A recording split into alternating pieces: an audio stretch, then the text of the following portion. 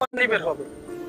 আপনি নয়, শুধু যে কোনো হৃদয়বান মানুষের চোখ থেকে পানি ঝরে। বলা হয়ে থাকে মায়ের পায়ের নিচে সন্তানের বেহেশত, কিন্তু সেই মায়ের প্রতি যখন এরকম অবহেলা করা হয়, জন্ম দিয়েছেন যিনি, সেই মাকে যদি এরকম একটি মুরগির খোপের মধ্যে আটকে রাখা হয়, তাহলে যেন আল্লাহর আরশ কেঁপে ওঠে, সন্তানের জান্নাত যেন হারাম হয়ে যায়।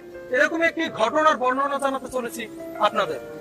যে মা বাড়ি বাড়ি ভিক্ষা করে সন্তানদের লালন পালন করে বড় করেছেন, সেই গর্ভধারিণী মায়েরই আজ আশ্রয় হয়েছে মুরগি রাখার খোপে। বৃষ্টির পানিতে ভিজে যাওয়া এরকম স্যাঁতস্যাঁতে পরিবেশেই দীর্ঘ বছর যাবৎ বসবাস করছেন জনম দুঃখিনী মা। মুরগি রাখার খোপটিতে নেই কোনো কাঁথা কিংবা বালিশ, এমনকি হাওয়া বাতাসও চলতে পারে না ঠিকঠাক। দেখা যায় এমন একটি ঘরেই কোনো মতে খুঁটোমুটো দিয়ে বসে আছেন অসহায় মা।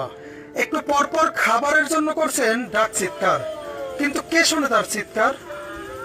জানা যায় ঝড় বাদল যাই হোক না কেন, সকাল